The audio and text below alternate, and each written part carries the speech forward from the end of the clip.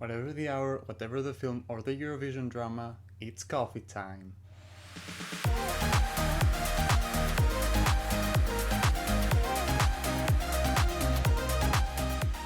This is Emmanuel calling from Coffee Break, where we take a break and discuss about films, Eurovision, and much more. Grab yourself some mug of hot tea or coffee, take a sip, and let's dive into this. Let's talk about the Critics' Choice Awards.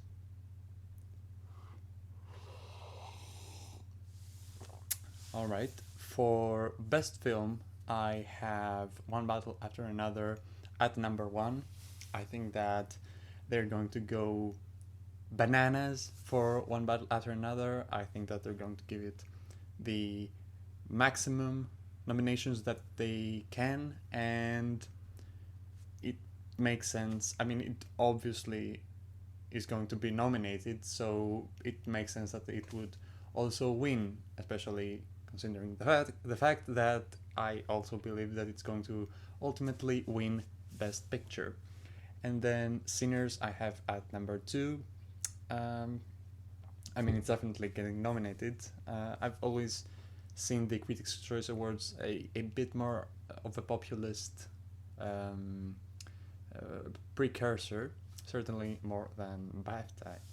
And Sinners being a critical and also a box office success. It was embraced by the mass audiences, and yes, I think that it's definitely going to be nominated. I'm not sure if it's a potential winner, but yes, I do believe that it's a major contender in the tech categories. So moving on, I'm just going to briefly go through this. Hamnet, it's obviously a big contender, extraordinary film, and it has major acting prospects and below the line category prospects as well, so it makes sense that it's going to be nominated. Will it challenge for the win? Maybe in the Oscars, but I think that with the critical glowing reception that the glowing critical reception that One Battle After Another had when it came out, I mean, Hamnet is also praised by the critics. But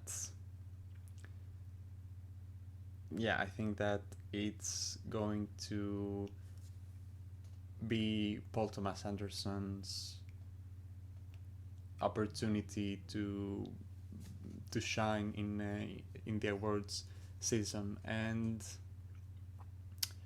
Hamnet is also a strong contender, and it's definitely going to be nominated. And then Marty Supreme, I obviously haven't seen it, but it has had exceptional reviews, and I think that Chalamet is pushing for a Best Actor win here and throughout award season. I don't think that he's completely lacking in competition. I think Leonardo DiCaprio also has a shot at winning a few trophies throughout the season and perhaps even the final one. But I think that Marty Supreme is the kind of film that it's getting nominated, right? It also has below the line category prospects, and it's firmly in my top 5 at Best Picture in the Oscars, so it makes sense that it's also a top 5 contender in Critics' Choice. And then Sentimental Value, I'm a little bit worried, not as worried as I am about it in SAG, but I mean, come on, major acting prospects. I mean, it's going to get 4, potentially.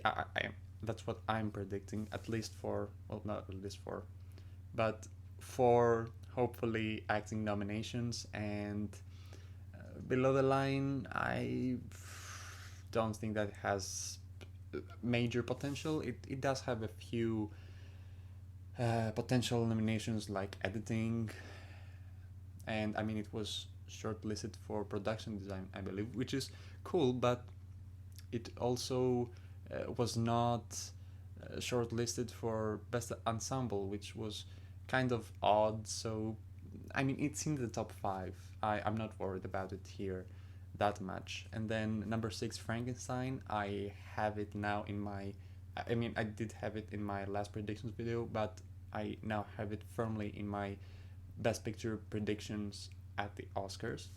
Not my top 5, but I mean it's definitely looking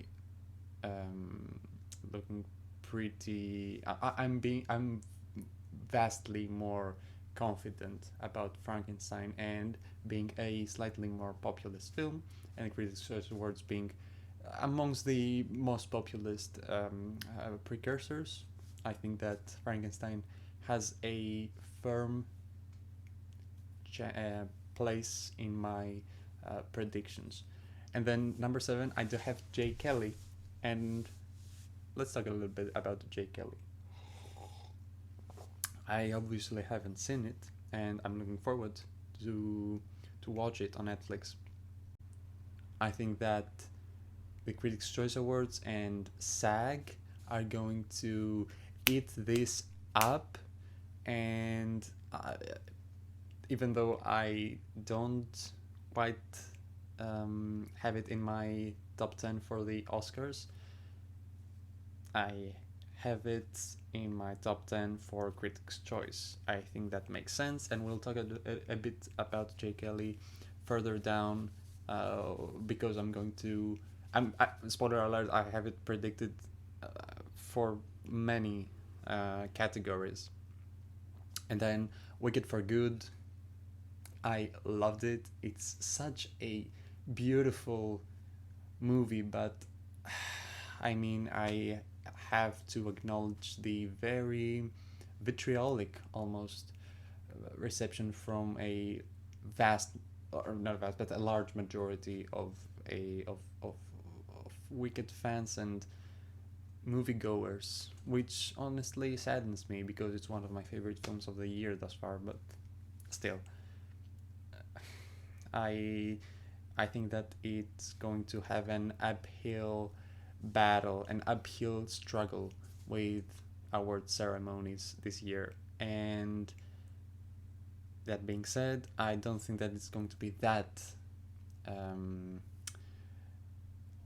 I don't think that the weak critical reception of this film is going to hinder its potential in Critics' Choice. I do think that it's going to struggle later on the award season, but when it comes to Critics' Choice, I think that it almost will go unscathed. I hope so anyway. And then Train Dreams, I now have it. I believe I don't remember if I had it in my top 10, but now it's firmly in my top 10 in slot number 8 or 9 for Best Picture. Actually, yes, I'm looking forward to seeing it, and I think that Critics' Choice is a populist, a little bit, not as much as SAG, I think, but it's fairly populist award show, but it's also Critics' Choice Awards. And Train Dreams is such a criticky movie, isn't it? I mean, from what I've heard and read about. And if I'm going to predict it for Best Picture, I do think that Critics' Choice, I mean, it's not going to be nominated everywhere, I don't think. I think that it's a top 5 contender for Best Picture, so it could miss somewhere, but I don't think that it's going to miss in Critics' Choice. And then number 10, I have Begonia. Not a huge fan of the film, unfortunately. My boy Yorgos, just that ending, man, just threw me off completely. But I do think that Critics' Choice are going to, as well as Golden Globes, I think those two are going to eat Begonia up. I think that they are going to over-nominate it because, I mean, Begonia, I feel like it's the kind of film that might actually perform strongly in one or two ceremonies and then flop at the Oscars. It's that kind of divisive but prestigious, bonkers film. So the two that I'm predicting it to perform well are Critics' Choice and Golden Globes, which we're talking about it in a later video. So these are my best film predictions. I'm pretty sure that I'm going to talk about in greater depth for a few of these contenders in further categories. So let's move on. When it comes to Best Director, I have Paul Thomas Anderson at number 1. I do still think that Chloe Zhao has a chance at winning the Oscar for Best Director, even though Hamnet might not ultimately win Best Picture, for reasons that I've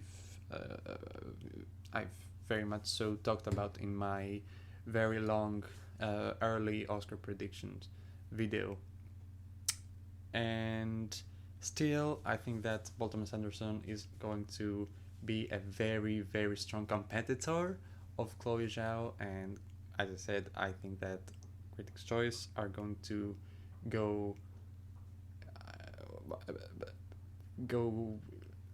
are going to be all over one battle after another. So that means that he's probably winning Best Director, and it's a slightly more populist film than Hamnet is, and critically acclaimed. Also, I'm not suggesting that John M. Chu is going to win again, because last year they gave Best Director to John M. Chu. That's who they are. But yes, I think that Paul Thomas Anderson is number 1 and Chloe Zhao at number 2, but that's subject to change. And then number 3, I have Sinners, Ryan Coogler for Sinners. I unfortunately don't think that he's I can't fit him in my Best Director predictions for the Oscars, but Critics' Choice, being such a populist and such an embracing show for more genre-oriented and mass films, and this was a mass success. So yes, I think that he's firmly nominated. I mean, if he's not nominated even in Critics' Choice, then Coogler's out. He's just out. But here, I think that he does have a very good shot. And then Josh Safdie for Marty Supreme. I'm a little bit worried about him, but I do have him firmly in my Best Director prediction for the Oscars. So I think Josh Safdie is a safe bet when it comes to being nominated everywhere, not winning anything. I think that he's going to be that director this year. And then Guillermo del Toro for Frankenstein. I actually do think that he has a very good shot at surprising us and popping up in the in awards in Oscar nominations morning. And yes, I think that Frankenstein is going to perform extremely well in Critics' Choice and potentially in the Academy Awards. So I do have him firmly in my Best Director prediction for Critics' Choice Awards. And then John M2 for Wicked for Good. Hey, I'm not. I would love that to happen, and I think that it's going to happen because, as I said, I think that Wicked for Good can go unscathed in Critics' Choice. I think it's the one ceremony that, precursor that I don't think that it's. I don't think that its reception hurt it as much. So, Zolin Chu having won Best Director last year, I mean, that's a pretty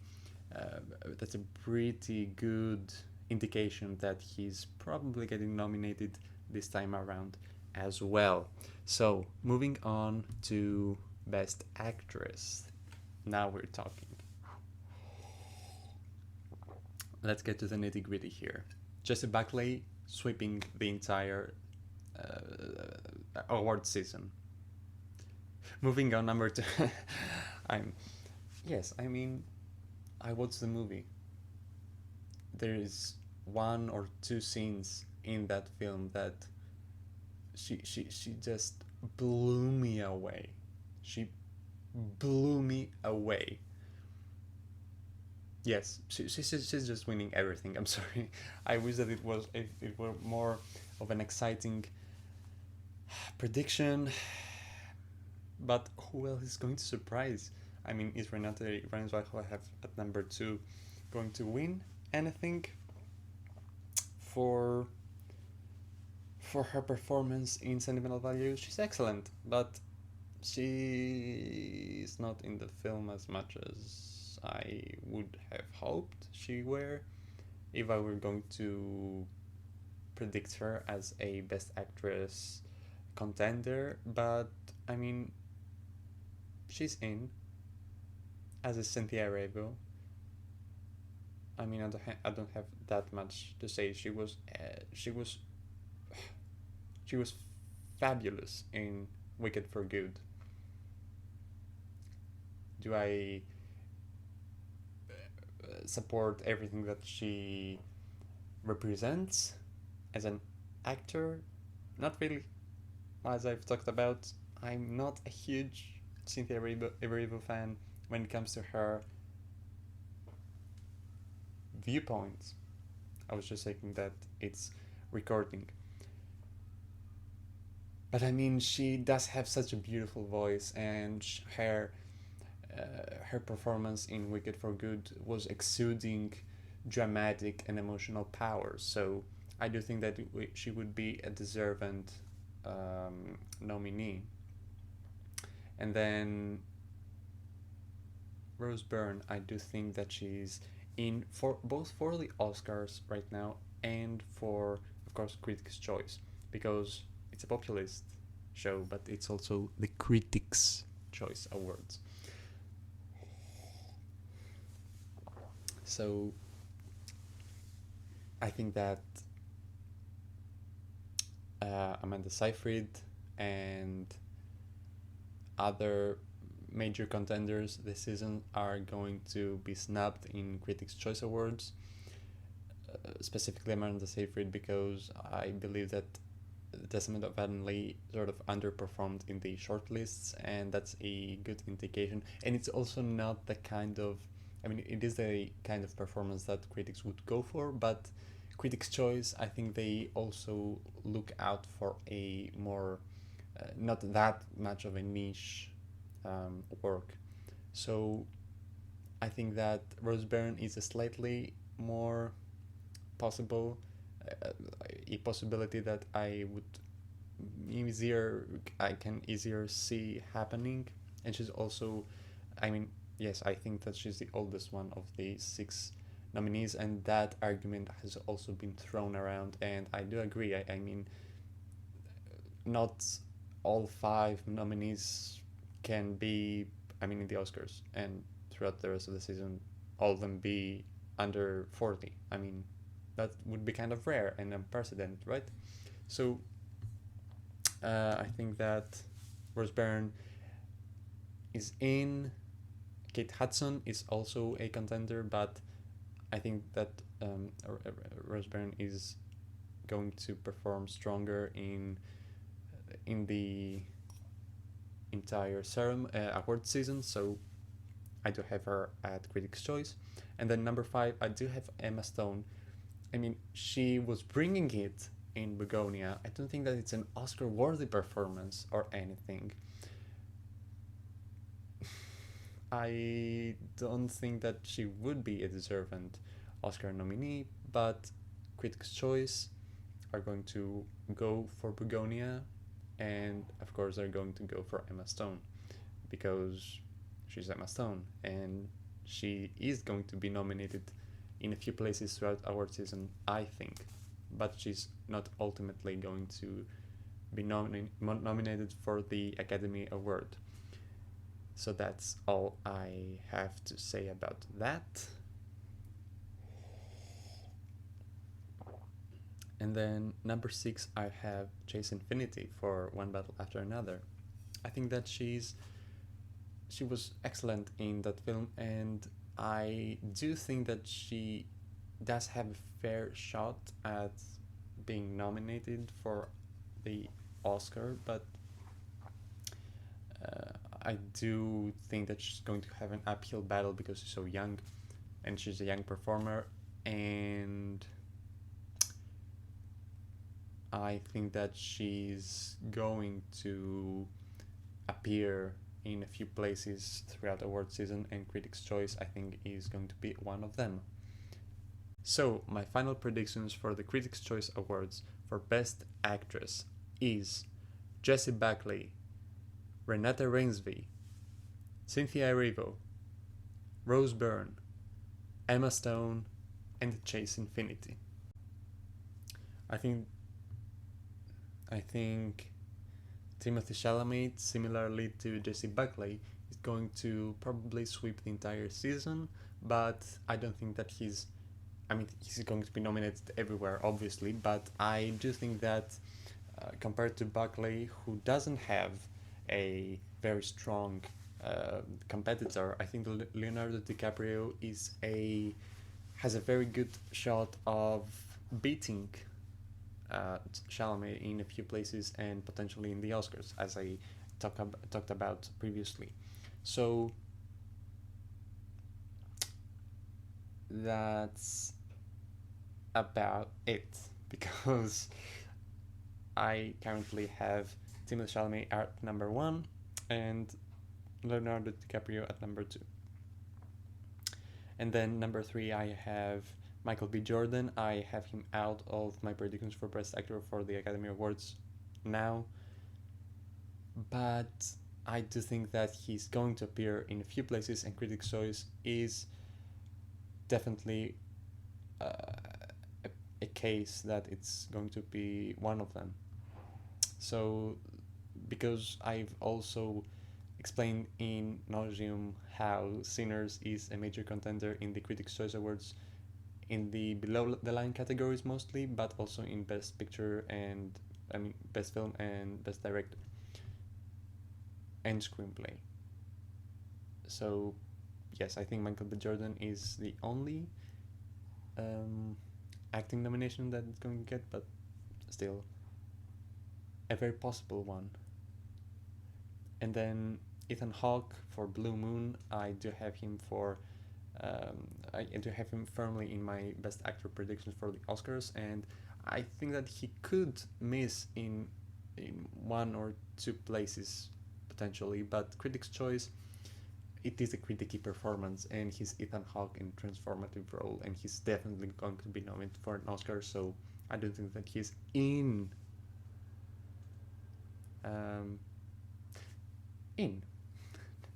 for Critics' Choice, right?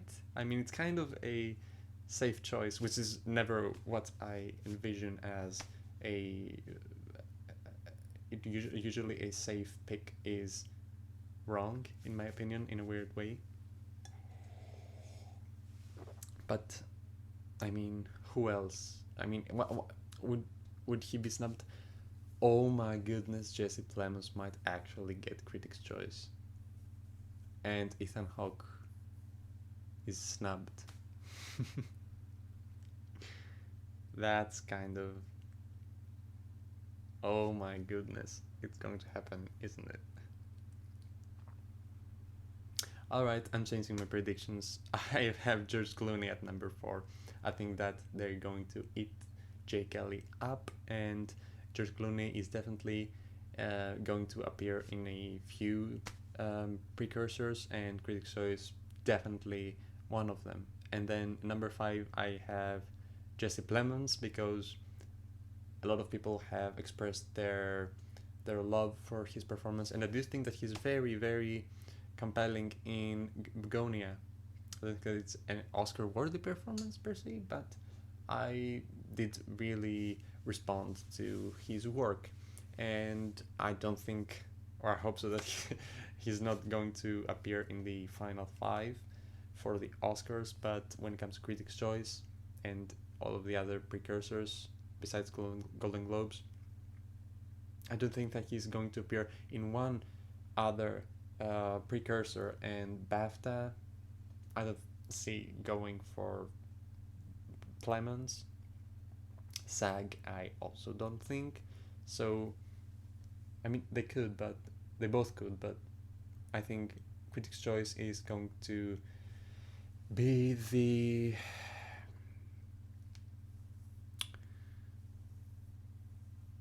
one.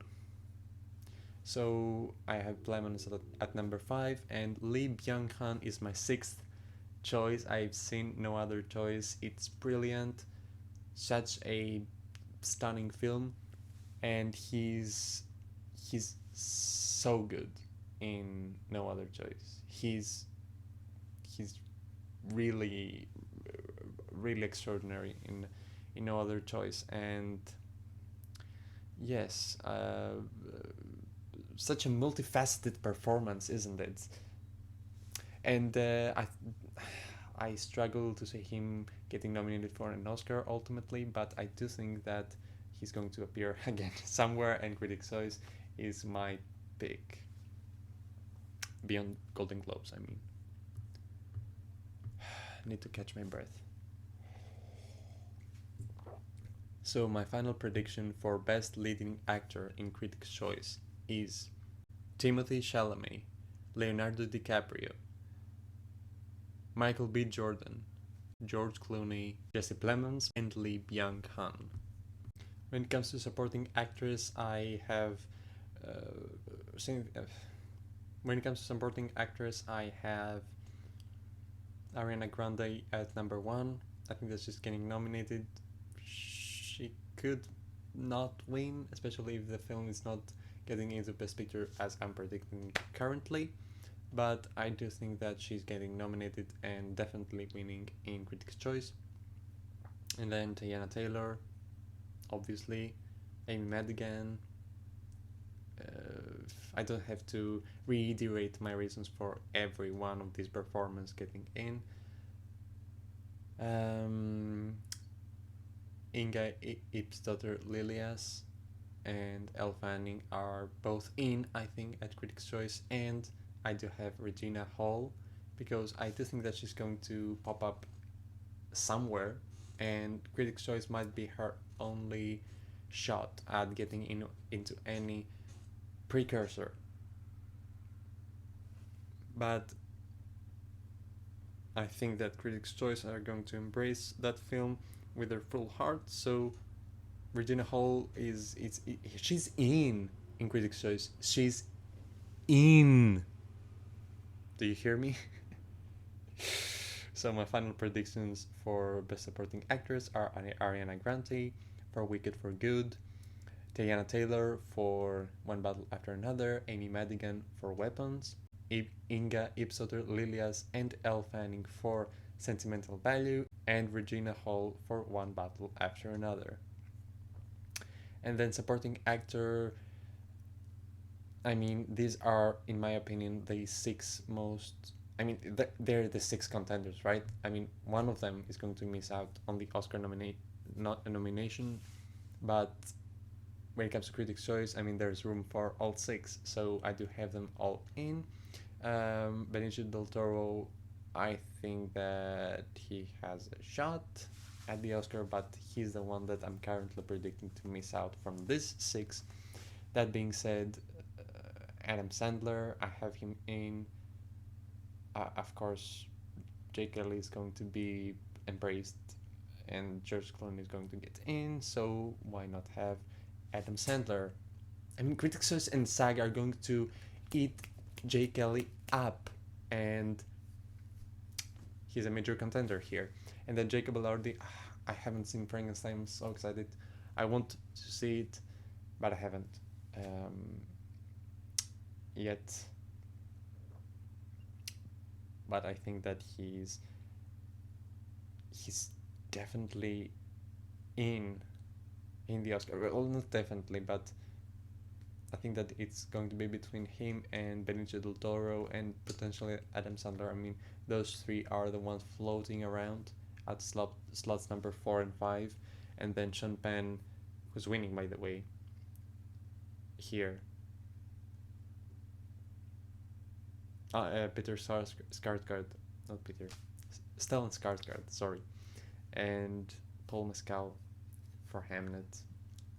Definite 110% getting nominated everywhere. So I don't have that much to add to that. So my final prediction for Best Supporting Actor at the Critics' Choice Awards is Sean Penn for One Battle After Another, Stellan Skarsgård for Sentimental Value, Paul Mescal for Hamnet, Benicio del Toro for One Battle After Another, Adam Sandler for Jake Kelly, and Jacob Elordi for Frankenstein. When it comes to the other categories, which I don't believe I'm going to cover when it comes to the Oscars before making my final predictions video, right before the nomination announcement, but I'm going to briefly talk about a few of my more risky and exciting and a little bit spicy picks for these other categories, the screenplay categories and the below the line categories. And you're able to see my other ones in somewhere in the screen. So I do have my top 5 for the Oscars, also getting nominated in Critics' Choice, and at slot number 6 I have Weapons, actually, because guess what? Populist, critically acclaimed, original. I mean, not in the sense that yes, it is an original piece, so it's going to be nominated at original screenplay, not adapted screenplay, but it's also like an original idea. And because awards voters are usually, well, that's mostly true for the Oscar voters, they're a little bit pimps. I'm sorry. And they're like, oh, an original idea, that must be nominated for an original screenplay. It means a completely different thing. It just means that it wasn't adapted for another medium, but it's fine. I think Weapons is going to be a silent threat for Best Original Screenplay at the Oscars, coattailing Amy Madigan and potentially a makeup nomination. So I do think that Critics' Choice are the type of ceremony that they are going to nominate Weapons for screenplay. And I mean, if John M. Chu won for his directing in Wicked Part 1 last year, yes, I think that Zach Cregger and his team are going to be nominated for their writing in Weapons. And then adapted screenplay, these are in my opinion, the 6 contenders here. I don't think that anyone could surprise in the Oscars. One of them is obviously missing out, and unfortunately I think that it's going to be either Chan-wook Park or Yorgos Lanthimos. But here there's room for everyone, and I just have Train Dreams in slot number 6 because it is criticky, but it's also a more populist precursor. So, and I do think that they're going to embrace Jang-wook Park, not in picture, strangely enough, but in Best Actor and Adapted Screenplay. So that's about it. And then for Best International Feature, I have added the voice of Hind Rajab. I did have the other 5 in my top 5 when at the time when I made my previous prediction video for the Oscars, not for the Critics' Choice. But now I do have Sherat out, and I do have the voice of Hind Rajab in, and guess what? These are, in my opinion, the 6 contenders. I do think that a few other titles are floating around. Left-Handed Girl, which I've seen it, and it's excellent. Late Shift, which I also watched, and it was decent. It was decent.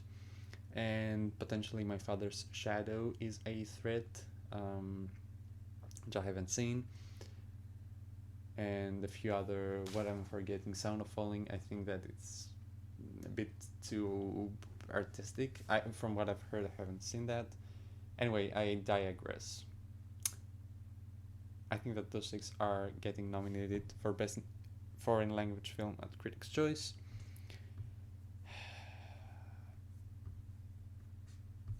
Here you can see my predictions for Best Animated Film.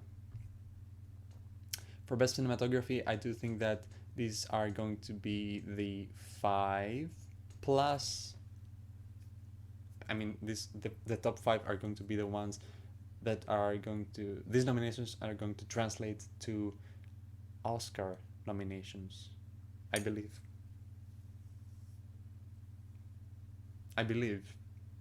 Maybe I'm forgetting something, but for Critics' Choice, definitely. And at number 6, I'm actually going on a limb and adding F1 to my predictions, because the DP for this film, F1, is actually a firm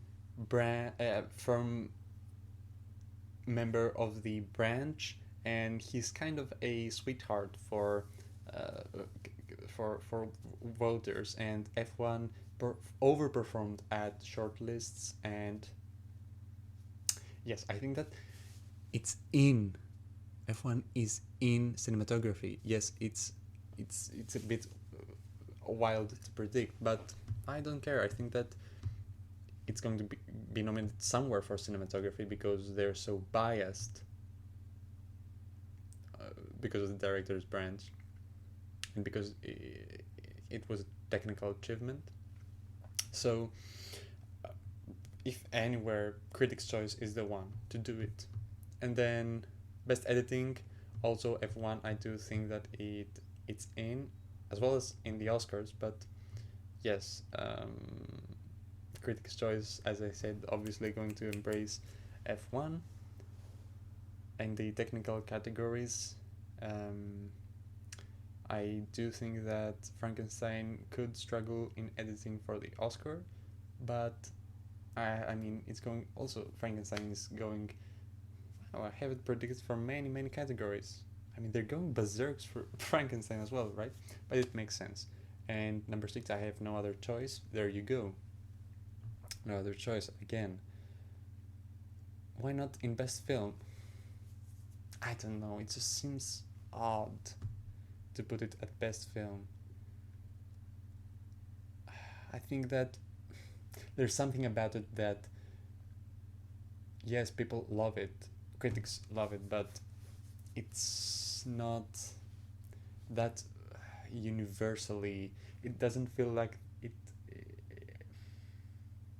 it does seem a little bit underseen and a little bit niche, perhaps.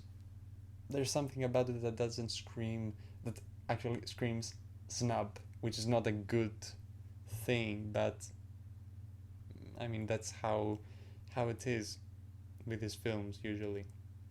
But this getting a Best Editing nomination at Critics' Choice, I think it's a strong possibility, and I would very much so like it to happen. Someone in the Awards Expert app commented, I haven't seen better transitions for this film, I mean, since they started uh, ostriching, which is kind of hilarious.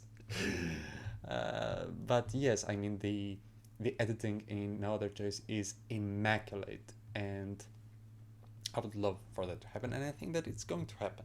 And then for production design, I do have Martin Supreme in which I think that it's not really happening at the Oscars. I haven't seen the movie.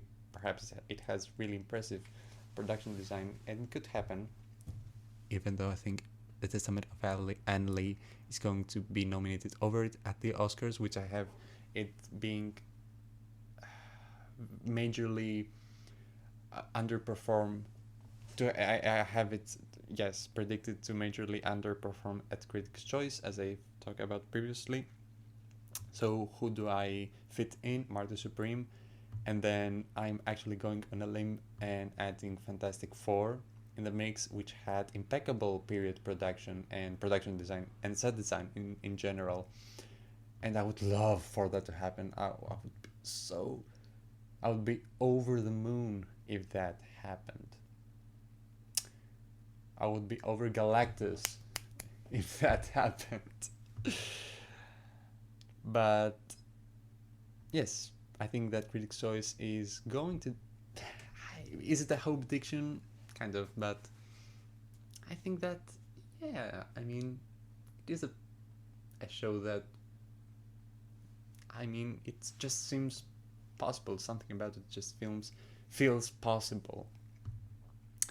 And I also currently have it in the Oscars. Maybe I should take it out, but I do have Testament of Anne Lee, and which is going to get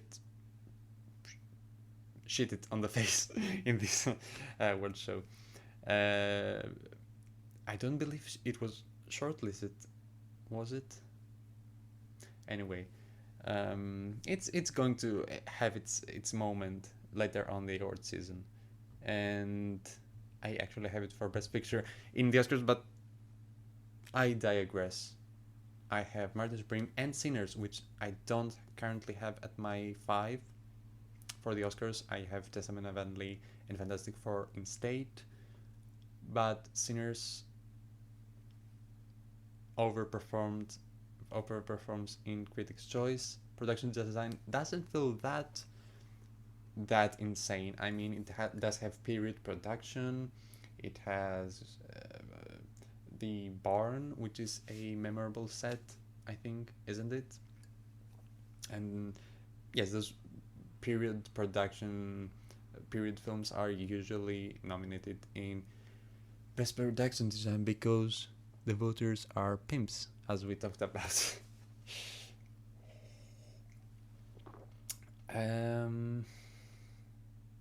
So that's about it. And then I'm a kind person in real life, I promise. And then costume design, Sinners, because it's a period production, and those also get nominated at costumes a lot, perhaps even more often than in production design. Because if Avatar was eligible for Critics' Choice, I obviously would have had it at film and definitely production design, potentially sound and not editing, but visual effects. But I don't believe it's ineligible because it hasn't been released yet. Nobody has seen it yet, I think. And it was missing from all shortlists, even from visual effects. And there's no way in hell that Critics' Choice wouldn't even shortlist Avatar for best visual effects if it was eligible. So it's not. So I don't have it in production design. And then costume design, I have Sinners, as I said, which I don't believe it's going to happen in the Oscars. I do have... What do I have instead? I don't remember. This video is not a memory test. This video is all about Critics' Choice. Forget about the Oscars. It's the Critics' Choice Awards. When do we ever talk about the Critics' Choice Awards? Never. So this video is dedicated to this precursor. So Sinners, and then Testament of Anne Lee. I don't think that it's going to be completely absent from this precursor. So if there's one category that it pops up, I think that costume design is the one, right? It's not that hard. I mean, yes, it's not that hard to get into costume design, and I believe it was shortlisted. So that's yes, that's where it appears. Haven't seen the movie, by the way. And then at number 6, I actually have Hedda. I could have put Kiss of the Spider Woman instead of over Testament of Anli or Hedda. And I've seen the film now, and I did respond to it. I thought that it was I mean I was gripped for a fair majority of it. I do think that it was a little bit disjointed and discombobulated in places, and the messaging is a little bit muddled. But I mean, I had a fairly good time, and yeah, I thought that it cooked, but it bombed hard at the box office, and that's a very, very major indicator that it's probably going to have a very, very, very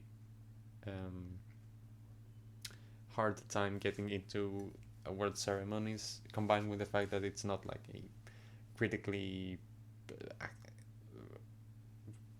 acclaimed over the high heavens and above film. It was sort of a mixed, that had a mixed reception. I mean, I think people that like musicals responded well, and people that aren't like musical lovers were kind of meh about it. And I really like musicals, so yes, I responded quite well. So that being said, I have Hedda in instead because it's resurging a little bit, isn't it? It's more talked about. I'm not suggesting that it could have a resurgence for Tessa Thompson at the Oscars. I don't think that's just getting the Globes nomination, and potentially an Oscar nomination for costume design alone nomination. And I think that Critics' Choice is a brilliant way to pave the path for Hedda, for costumes, that is. And it also appeared in other shortlists which weren't as expected, so it's sort of overperformed. So that's all I have to say about this category. And best hair and makeup, I really hope 28 Years Later is not nominated for best makeup. I mean, would you imagine that film that being an Oscar nominated film? No way. I mean, just isolating the final scene of that film, I mean, it's a joke of an ending. I did think that the film had some compelling components, but overall it was a hot mess, and just doesn't seem right. But the Critics' Choice, yes, I do think that they're going to go for it instead of Wolfman, which I believe is getting nominated at the Oscars, but it wasn't shortlisted, so I had to pick something else. And then Begonia at number 6 because they're going to really like Begonia, aren't they? I believe they are. I mean, I changed my last minute my prediction for Best Actor to add Plemons, and I do think that it's happening now. And for clarification's sake, Jesse Plemons is in Critics' Choice. He's in, and who did I take out? Ethan Hawke. Okay. Yeah, I mean, Clemens is in, so that means that Ethan Hawke is out. He's out, right? I have to support my predictions. And then best visual effects, I do have my 5 for the Oscars. Well, actually, I think Wicked for Good is not getting in at the Oscars for best visual effects anymore. So, but Critics' Choice love Wicked for Good. Probably will do so. So, yeah, that's definitely happening. And then who do I take out? Who do I put in? Superman, definitely. Fantastic Four, I have it for production design, so it can't just get production design and not visual effects. I mean, that's insane, and that's not happening. But at number 6, interestingly enough, Mission Impossible is safe. Mission Impossible is just safe. It's in the Oscars. I can't see it missing out. But Mickey 17 is my pick for slot number 6 at Critics' Choice. I love that film. I thought it was such an excellent film. I love Mickey 17, and not appearing anywhere, not even in Globes, which I'm currently predicting. It should get something, and Critics' Choice seems like an easier precursor to get into. And yes, kind of predicting, but please, just official effects nominations at Critics' Choice, and that's it. And I'm going to be so happy about Mickey 17. I mean, if the Oscars had any sense of humor, Mark Ruffalo would make it in Best Supporting Actor, and I'm going to say it, even Toni Collette in Best Supporting Actress, and of course Robert Pattinson in Lead Actor, but that's out of the question. And that's all I'm going to talk about. And that's who I was I was trying to think. I don't have Wicked for Good in the Oscars, and not Mickey 17. Who's the other contender I have? And I just remembered it's Avatar 3. So, and that's winning. Everywhere it gets nominated, but here not eligible, so it's not getting nominated, and of course it's not going to win. Imagine if a film won without being nominated. I mean, that would be kind of a little bit unprecedented, I would say, and contradictory to the laws of nature. Anyway, and then best sound, I do have my Oscar 5. I do think that F1 is winning because it's getting into cinematography, that I think. So that means it's going to overperform, and I do think that it's winning best sound. I mean, One Battle After Another did have very slick sound design, but okay. Does it have to win? I don't want it to win or get nominated for categories that I wouldn't nominate it for. I'm not gonna be like, oh, One Battle After Another is winning Best Picture, so let's have it in production design. Why? I mean, did it have that good of production design, better than Fantastic Four? No, just kidding. But yes, I do think that it's getting best sound because I did really like the sound mixing in particular. But F1 has impeccable sound mixing and editing, so does it? Yes, I mean, combined with the cinematography and editing, that sort of trifecta of components visualized these car races so brilliantly, so mesmerizingly. So yes, best sound goes to F1. I hope that I hear those words, but it's okay. These are nominations, not wins. Predictions. So is it getting nominated? Absolutely. I digress. What I was planning on talking about was Frankenstein, which is my pick for slot number 6. By the way, Warfare is in for best sound in the Oscars. Why would you snub such a masterwork of sound in Warfare? Why would you snub that? It's out of the question. You can't do that. So it came nominated in the Oscars. Critics' Choice, it's not that hard to get into Critics' Choice. Was it shortlisted? I believe it was. So it's in. And then number 6, Frankenstein, which I think it will struggle for it to get into the Oscar in Best Sound.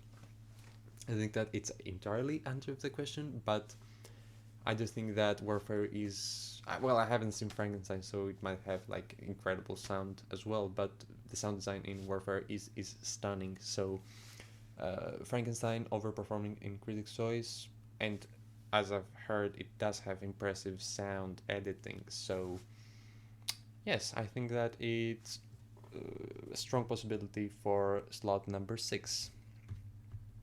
Best Original Score, guess what? I have Hans Zimmer for F1 because his score for F1 was actually one of his most memorable. I mean, in recent memory, right? What was the last time? Well, of course, the Dune films, but the last one was disqualified for nominations because it reused so much of the score of the previous film. But he won obviously for Dune 2021. But still, I think F1. I don't think that it's going to be nominated for Best Original Score at the Oscars. Not that it's entirely impossible, but I think that Critics' Choice is the ceremony to do it, and they are going to go for it, I think, as they will for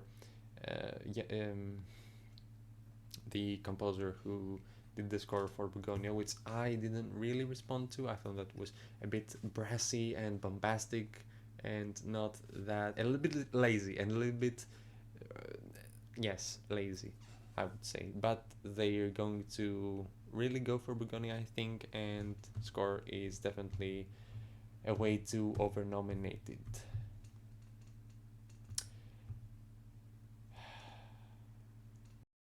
And that is a wrap. Thanks so much for watching. I do appreciate it.